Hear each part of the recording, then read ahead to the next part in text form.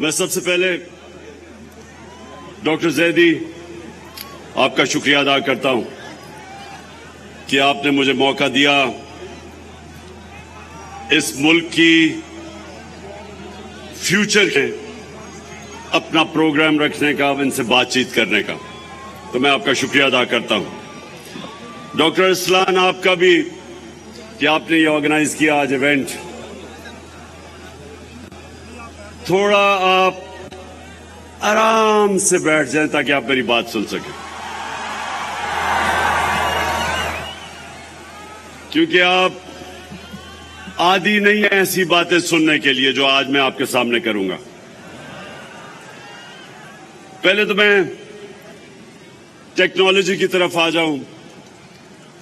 جس طرح بھی ڈاکٹر ارسلان نے بات کی، فیوچر ٹیکنالوجی کا ہے، اور بدقسمتی سے ہم نے جدھر انسینٹیوائز کرنا تھا اپنے ملک کو، اپنی انڈسٹری کو، اپنی آئی ٹی کی انڈسٹری کو، اپنے یوتھ کو، ان کو ٹیکنیکل سکلز دلوانے تھے آئی ٹی کے، بدقسمتی سے ہم نے 20 سال ضائع کیے۔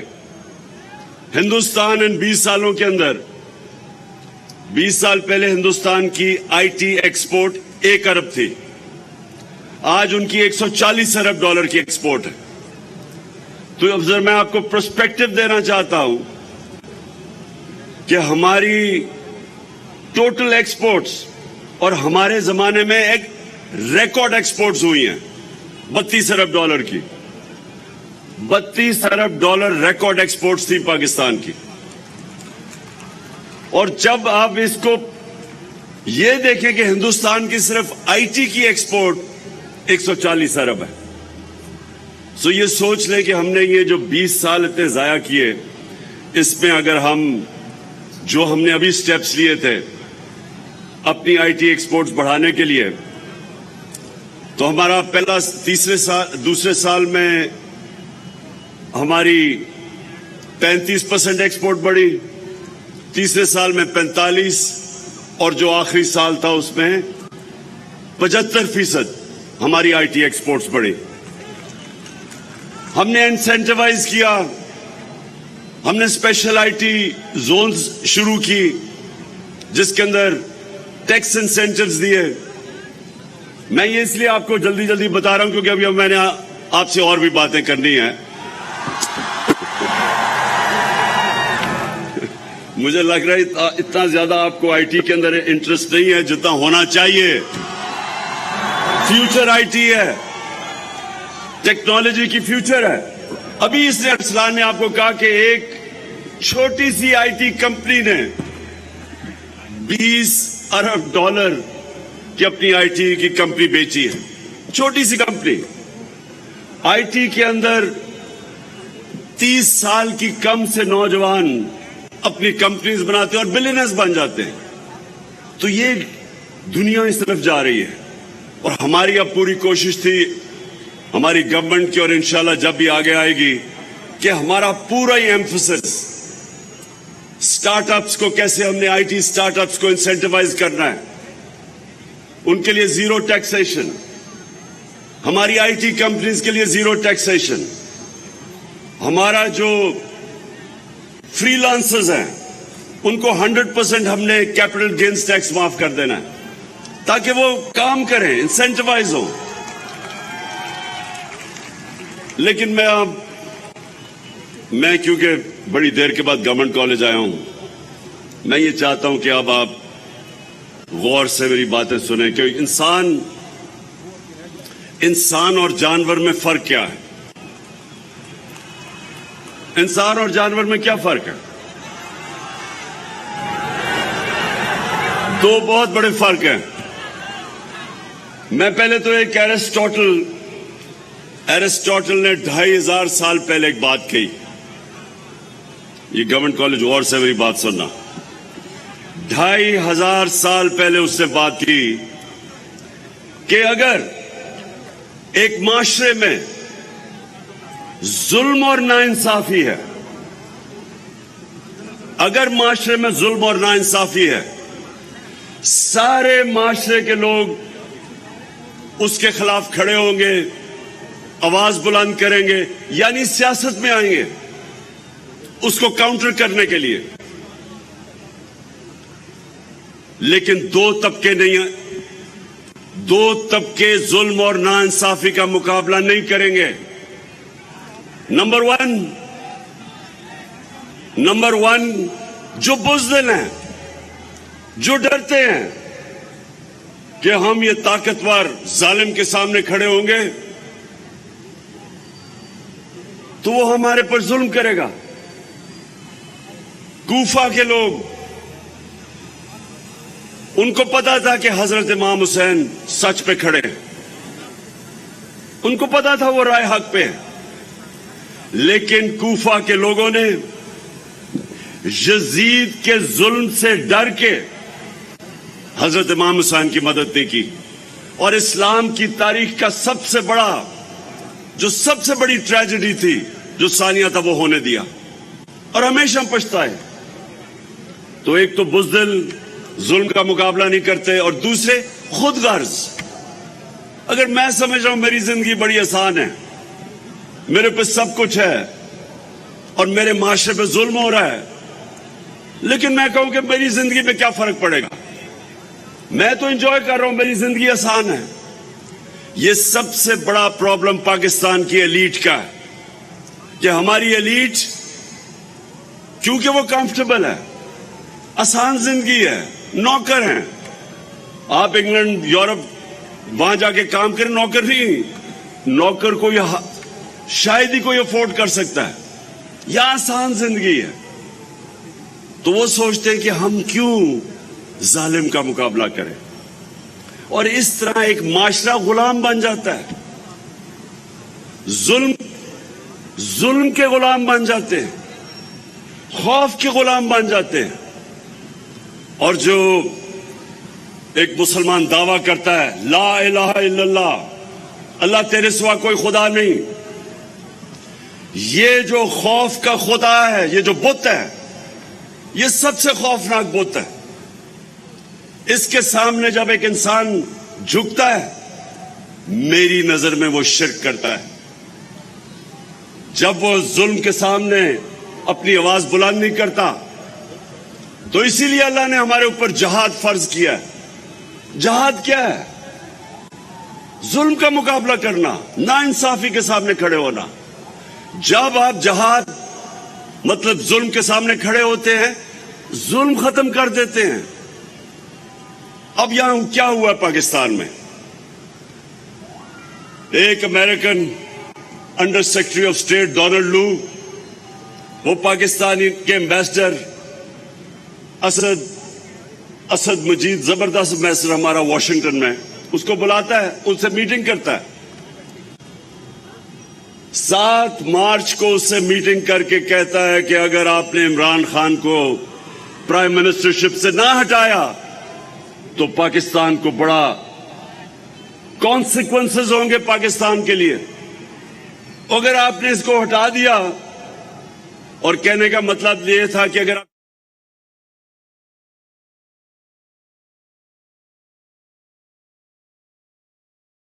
اسپیشلٹی ہے بوٹ پالش, تو پھر کیا ہم پاکستان کو معاف کر دیں گے؟ یہ ہے وہ سائفر جو ہمارا ایمبیسڈر بھیجتا ہے فارن آفس کو, مجھے آتا ہے, میں وہ دیکھتا ہوں.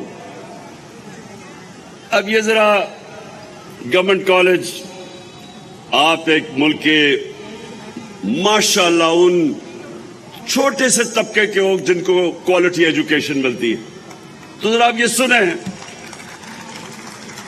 کہ ایک ملک کا پرائم منسٹر, اس کو ایک ایمبیسڈر جو اس کے نیچے کام کر رہا ہے, ایمبیسڈر سے آتا ہے کہ جی وہ ڈونلڈ لو ایمبیسڈر کو کہہ رہا ہے کہ اگر آپ عمران خان کو نہیں ہٹائیں گے تو پاکستان کے کانسیکوینسز ہوں گے. اب ایمبیسڈر نے تو نہیں ہٹانا تھا, وہ تو میرے نیچے ہے. کس کو پیغام دے رہا تھا؟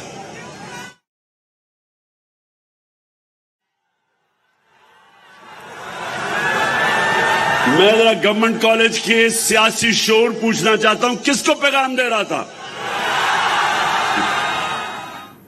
گورنمنٹ کالج یونیورسٹی میں تقریب سے خطاب کر رہے تھے chairman P T I Imran Khan, جس میں ان کا کہنا تھا ہمارے دور میں آئی ٹی ایکسپورٹ میں اضافہ ہوا، ہم نے اپنی نوجوان نسل کے 20 سال ضائع کر دیے، بھارت کی آئی ٹی ایکسپورٹ ہم سے کئی گنا زیادہ ہے۔ انہوں نے کہا کہ بزدل اور خود غرض کبھی ظلم کا مقابلہ نہیں کرتے۔ چیئرمین تحریک انصاف عمران خان جی سی یونیورسٹی لاہور میں منعقدہ تقریب سے خطاب کر رہے تھے، جہاں انہوں نے کہا کہ ظلم اور ناانصافی کا مقابلہ بزدل لوگ نہیں کر سکتے۔ کوفے کے لوگوں نے ڈر کر امام حسین کی مدد نہ کی، اسلامی تاریخ کا سب سے بڑا واقعہ رونما ہو گیا۔ مقابلہ نہ کرنے والے ظلم کے غلام بن جاتے ہیں، ظلم کے سامنے آواز بلند نہ کرنا غلامی ہے۔ ڈونلڈ لو 7 مارچ کو امریکی سفیر سے ملتا ہے۔ ڈونلڈ لو نے کہا عمران کو نہ ہٹایا تو نقصان ہوگا۔ جی سی یونیورسٹی لاہور میں تقریب ہوئی جس سے پاکستان تحریک انصاف کے چیئرمین عمران خان خطاب کر رہے تھے۔ انہوں نے کہا کہ ہمارے دور میں آئی ٹی ایکسپورٹ میں اضافہ ہوا، ہم نے آئی ٹی شعبے کے لیے بہت سی مراحل دی ہیں۔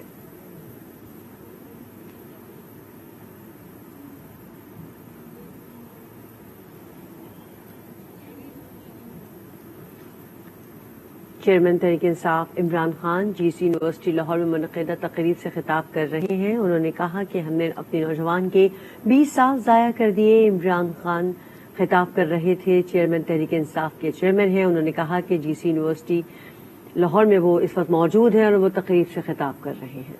پہلے امریکن ایمبیسی ان لوگوں کو جو ہمارے لوٹے ہوتے ہیں ان میں سے جو چند بڑے لوٹے ہیں ان کو بنانا شروع کر دیتے ہیں۔ میں آج دیکھیں آپ کی فیوچر ہے، آپ فیوچر لیڈرز ہیں، آپ کو سمجھنا چاہیے کہ کوئی بھی قوم جو اس طرح کی غلامی کرتی ہے اس کا کوئی فیوچر نہیں ہے۔ آپ کا جو یہ سب سے جو اسٹوڈنٹ اس گورنمنٹ کالج سے نکلا، جو میرے نظریاتی رول ماڈل، جو شاید ہی مسلمان دنیا میں 500 سال میں اس طرح کا ایک ذہن آیا تھا، انٹلیکچوئل آیا تھا، ڈاکٹر علامہ اقبال ان کی اگر آپ فلسفہ اور شاعری پڑھیں اس کی بنیاد کیا ہے؟ وہ ایک غلام ہندوستان کے مسلمانوں کو جگانے کی کوشش کر رہے تھے، اور وہ یہ کہہ رہے تھے کہ غلام کی کوئی پرواز نہیں ہوتی، اقبال کا شاہین تو وہ بنتا ہے جو اپنی زمین کی زنجیریں توڑ دیتا ہے۔ جب تک آپ غلامی کی زنجیریں نہیں توڑیں گے اقبال کا شاہین نہیں بن سکتے، آپ بڑے کام نہیں کر سکتے، آپ کی پرواز دوسرے انسانوں سے اوپر نہیں جا سکتی۔ اور مجھے جو مولانا رومی کی بات میں ہمیشہ اپنے نوجوانوں کو بتاتا ہوں، مولانا رومی کہتے ہیں کہ جب اللہ نے تمہیں پر دیے ہیں تو چونٹیوں کی طرح زمین پہ کیوں رینگ رہے ہو؟ ان ادر ورڈز، اللہ نے انسان کو اشرف المخلوقات بنایا ہے، سب سے عظیم مخلوق۔ فرشتوں کو کہا انسان کے سامنے جھکو، اور جب وہ نہیں جھکا شیطان، تو اللہ نے شیطان کو کہا کہ تمہیں بھی نہیں پتا کہ میں نے کتنی صلاحیت دی ہے انسان میں۔ کہنے کا مقصد یہ ہے کہ ہم سب کو اللہ نے پر دیے ہوئے ہیں، ہماری پرواز اوپر جا ہی نہیں سکتی جب تک ہم آزاد نہیں ہوتے۔ اور آزادی، جو میں حقیقی آزادی کی بات کرتا ہوں، ایک تو انگریز کی غلامی تھی، اس سے تو قربانیاں دے کے اور ہمارے گریٹ لیڈر قائد اعظم نے نکال دیا، لیکن ابھی دوسری غلامی ہے جسے نیو کلونیلزم کہتے ہیں۔ آپ کو فتح کیے بغیر آپ کو غلام بنا دیتے ہیں، آپ کو کنٹرول کرتے ہیں، آپ کو حکم دیا جاتا ہے، اس امپورٹڈ حکومت کو حکم دیا جاتا ہے کہ روس سے تیل نہیں لینا۔ ہندوستان ہمارے ساتھ آزاد ہوا تھا، وہ 40% کم قیمت پہ روس سے تیل لے رہا ہے۔ امریکہ کا स्ट्रेटेजिक एलाय है, उसके बावजूद तेल ले रहा है। हमें गुलामों को, इन गुलामों को, मैंने तो उसे निगोशिएट कराया था। ये हमाद मेरा पेट्रोलियम मिनिस्टर था, हम तो रूस जाके निगोशिएट कर रहे थे कि सस्ता तेल भी लेंगे, सस्ती गंदम भी लेंगे रूस से।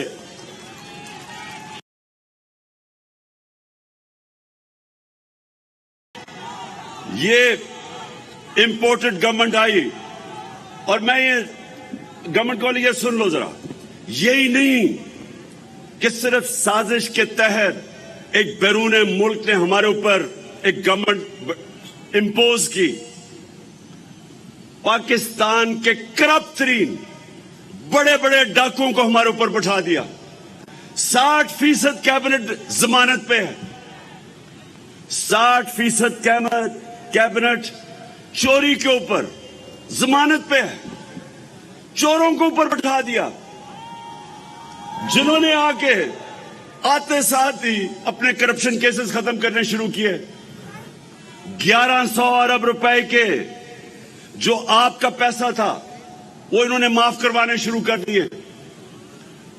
कौम को धकेल दिया है पाकिस्तान की तारीख की बदतरीन महंगाई में, कौम को धकेल दिया है जो 6% पे, अभी हमारे ने बताया 6% पे इकोनॉमी ग्रो कर रही थी, इंडस्ट्री ग्रो कर रही थी, 4 फसलें रिकॉर्ड परफॉर्मेंस थी एग्रीकल्चर में, वो इकोनॉमी उन्होंने उठा के आज आपने, पता नहीं अगर वो होता मैं आपको दिखाता कि शहबाज शरीफ अभी अमेरिका गया हुआ है।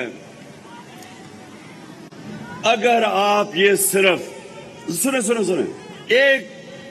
एक इंटरव्यू देख ले इसका, एक कोई ब्लूमबर्ग में खातून इससे इंटरव्यू कर रही है, अगर वो होता तो मैं ये इंटरव्यू आपको दिखाता, या पता नहीं आया या नहीं इनके पास। उसे सुने उस औरत को जो एंकर है टीवी की, उससे कह रहा है कि खुदा के वास्ते हमें पैसे दे दो। कहता अगर आपने पैसे ना दिए हमारा दिवालिया निकल जाएगा। वो आगे से वो कहने की कोशिश करती है मैं तो टीवी एंकर हूं, वो कहता फिर अपनी चैनल के जरिए लोगों को बताओ कि हमारा दिवालिया निकल जाए, खुदा के वास्ते हमें बचा लो। तो वो मुल्क 5 महीने पहले इकोनॉमिक सर्वे ऑफ पाकिस्तान के मुताबिक जो इन्होंने पब्लिश की है, जिसके अंदर 17 साल के बाद पाकिस्तान की बेहतरीन परफॉर्मेंस थी, वो मुल्क का आज प्राइम मिनिस्टर कह रहा है कि जी हम अपने कर्जे नहीं वापस कर सकते, हमारा दिवालिया निकल गया है, खुदा के वास्ते हमें पैसे दे दो। वो भी आपने नहीं सुना उसका कहीं कि मैं मांगने नहीं आया लेकिन मैं मजबूर हूं।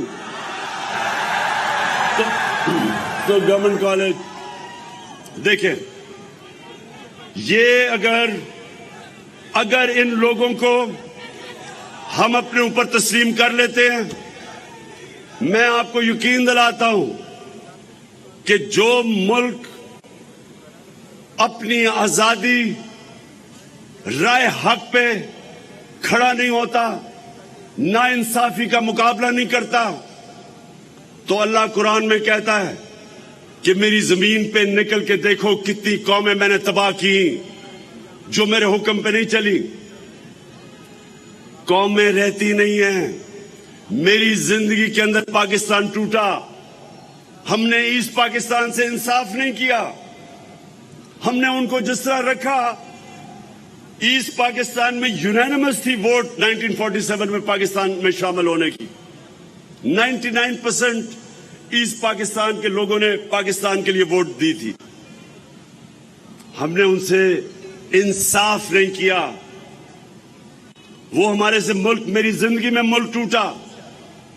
और अब अगर ये चोर हमारे ऊपर मुसल्लत हो गए, जिनके लीडर बैठे हुए हैं बाहर, अरबों रुपए की प्रॉपर्टीज में बाहर बैठे हैं, पाकिस्तान आते हैं, हुकूमत करके लूट के पैसा फिर बाहर चले जाते हैं।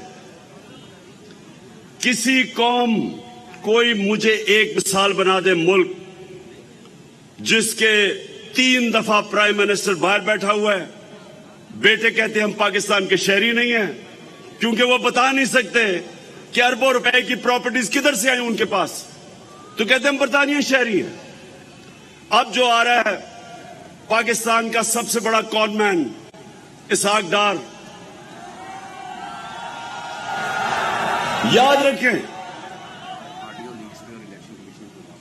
याद रखें कि इसहाक डार को हमारे दौर में नहीं भागा, नून लीग की गवर्नमेंट थी, नैब ने इसको सवाल के लिए बुलाया, पूछा कि तुम्हारे वालिद साहब की बड़े मेहनत कश से साइकिल की दुकान थी, तो आप तो अरबोपति बन गए, किधर से पैसा आया?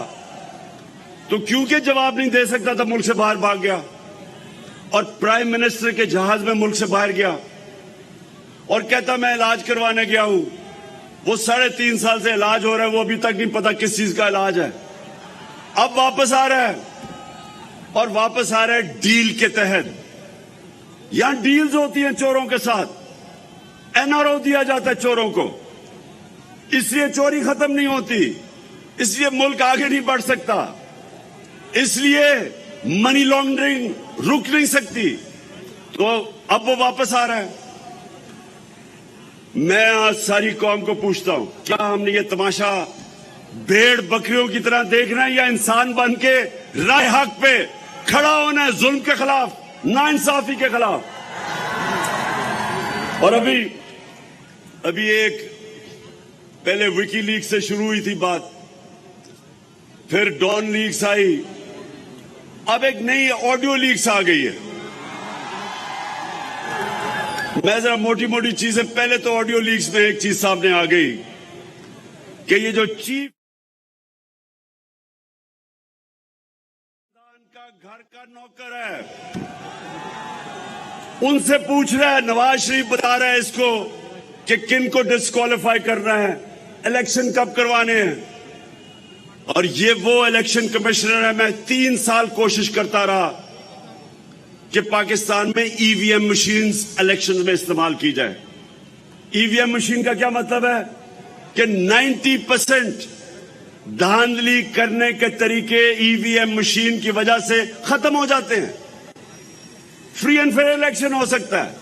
इस आदमी ने नवाज शरीफ के कहने पे और जरदारी के कहने पे, जिन्होंने जाली वोट्स बनाई हुई हैं, इन्होंने ईवीएम मशीन्स नहीं आने दिए। तो आज तो अगर इस पे थोड़ी सी भी, ये जो ऑडियो लीक्स हुई हैं, थोड़ी सी भी इसमें शर्म और हया हो तो आज रिजाइन कर दे। लेकिन क्योंकि इसमें शर्म और हया नहीं है तो इसको हमें रिजाइन करवाना पड़ेगा। दूसरी चीज, मरियम ने भी एक बहुत बड़ी डबल पीएचडी ली हुई है झूठ बोलने की। लंदन तो छोड़ो, मेरी तो बेचारी पाकिस्तान में भी कोई प्रॉपर्टी नहीं है। तो बाद में पता चलता है, भाई कहता है ये जो 4 बड़े बड़े मेफेयर के महलात हैं, इसकी मालिका मरियम है। तो अब वो कह रही है, शहबाज शरीफ को ऑडियो लीक्स में आता है कि हिंदुस्तान से पावर जनरेशन की मशीनरी इंपोर्ट कर रहे हैं। हमने हिंदुस्तान में के सारे ताल्लुकात तिजारत के बैन कब किए थे? जब इनने कश्मीरियों की राइट्स की वायलेशन, इंटरनेशनल लॉ की वायलेशन की, United Nations security council resolution की वायलेशन करके 5 अगस्त 2019 इन्होंने कश्मीर की स्टेटहुड ले ली। तब हमने ताल्लुकात तोड़े थे। अभी तक ताल्लुकात टूटे हुए हैं, लेकिन दमाद, मरियम का दमाद वहां से मशीनरी बुला रहा है और प्राइम मिनिस्टर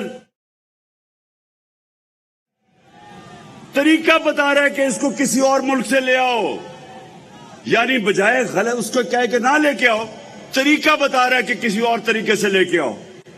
फिर एक ग्रिड स्टेशन, اس کی دماد کی ہاؤسنگ سوسائٹی میں لگ رہا ہے. اب گریڈ اسٹیشن وہ کہہ رہے ہیں کہ فکر نہ کرو, ہم نے اس کو ایک طریقہ نکالا ہے کہ وہ بجائے ہاؤسنگ سوسائٹی گریڈ اسٹیشن بنائے گی, کیونکہ یہ ڈیمانڈ ہے, اور گریڈ اسٹیشن 70 کروڑ کا بنتا ہے. اب وہ کیا کرے گا, انہوں نے کہا فکر نہ کریں, ہم ایسے کریں گے کہ پاکستانی قوم ٹیکس پیئر پیسہ دے گی 70 کروڑ کا, یعنی آپ کے پیسے سے وہ بنے گا. یہ آ رہا ہے, یہ آڈیو لیکس میں ہے. اور پھر آڈیو لیکس میں اور بھی کچھ آ رہا ہے. ابھی آنے والے دنوں میں آپ قسطوں کی انتظار کریں. ایک یہ بھی آپ سن رہا ہوں میں آ رہا ہے کہ عمران خان کو, وہ مریم کہہ رہی ہے ابا جی کو کہ عمران خان کو ہم توشہ خانہ الیکشن کمیشن کہہ رہے ہیں, میں ڈسکوالیفائی کر دوں گا اس کو, فکر نہ کریں کہ توشہ خانہ کیس. یہ ہے الیکشن کمیشن.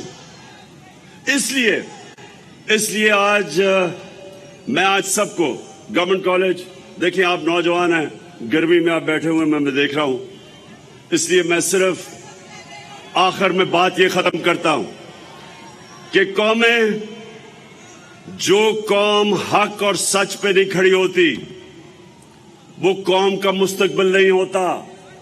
جو قوم امر بالمعروف, اللہ کا حکم ہے کہ اچھائی کے ساتھ کھڑے اور برائی کے خلاف کھڑے ہو, جب ایک قوم میں اچھے اور برائی کی تمیز ختم ہوتی ہے قوم مر جاتی ہے.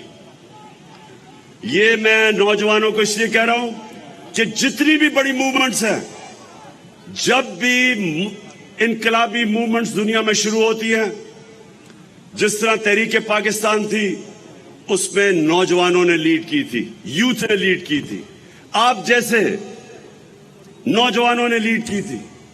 یہ جو اب حقیقی آزادی کی تحریک ہے, میں اپنے سارے یونیورسٹی اسٹوڈنٹس, نوجوان طالب علم, میں چاہتا ہوں آپ سب اس میں شامل ہوں اپنی فیوچر کے لیے, اپنے مستقبل کے لیے. میں جب یونیورسٹی میں انگلینڈ میں تھا, ساری یونیورسٹی پولیٹیسائز تھی. جو بھی کچھ ہوتا تھا یونیورسٹی کے اندر پروٹیسٹ ہوتا تھا.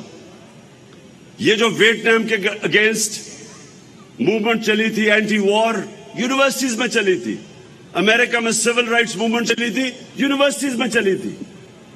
یونیورسٹیز فور فرنٹ ہوتے ہیں رائے حق پہ کھڑے ہونے کے لیے, انصاف کے لیے, حقوق کے لیے.